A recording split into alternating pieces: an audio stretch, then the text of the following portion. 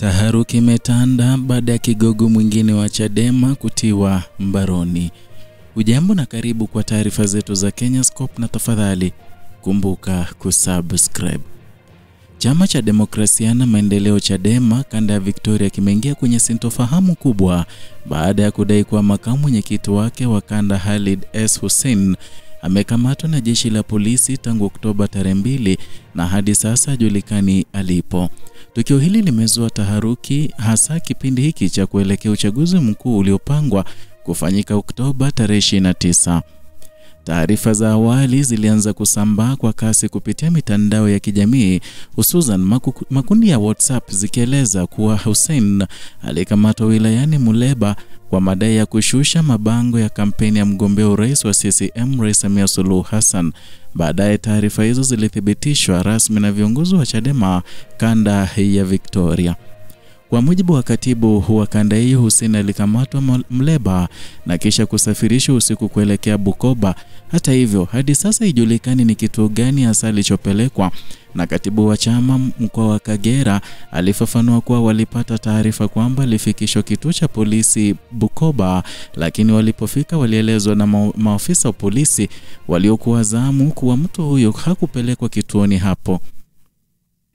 Hali imesababisha hofu kubwa kwa wanachama na familia yake, huku chama kikiendelea kufuatilia ili kubaini alipo.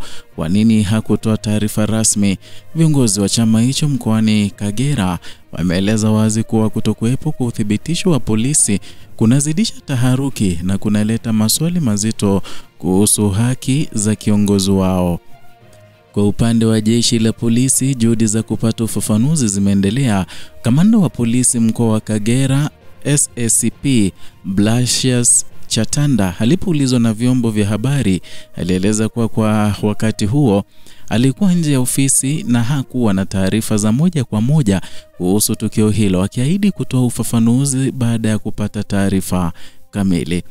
Mitandao ya kijamii imefurika mjadala mkali, baadhi ya wafuasi wa Chadema na wanaharakati wakiliona tukio hili kama kielelezo cha mazingira magumu ya kisiasa kuelekea uchaguzi ujao.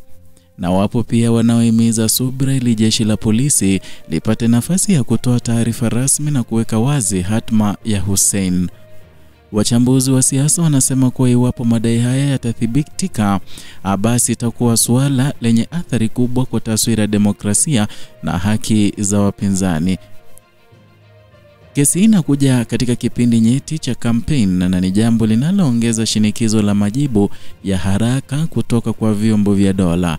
Kwa sasa viongozi wa Chadema kanda ya Victoria wamewataka wanachama na wananchi kuendelea kuwa watulivu wakisubiri taarifa rasmi, huku wakishinikiza serikali na vyombo husika kutoa kauli ili kuondoa mkanganyiko unaoendelea. Mpaka wakati huu taarifa ikiandaliwa, bado haijafahamika kosa linalomkabili Khalid Hussein wala kituo maalum anachoshikiliwa. Jeshi la polisi mkoani Kagera limeahidi kuwa litatoa maelezo ya kina mara tu uchunguzi utakapokamilika. Asanteni kwa kutazama Kenyascope, na endelea kufuatilia taarifa zaidi zinazohusu siasa na haki barani Afrika.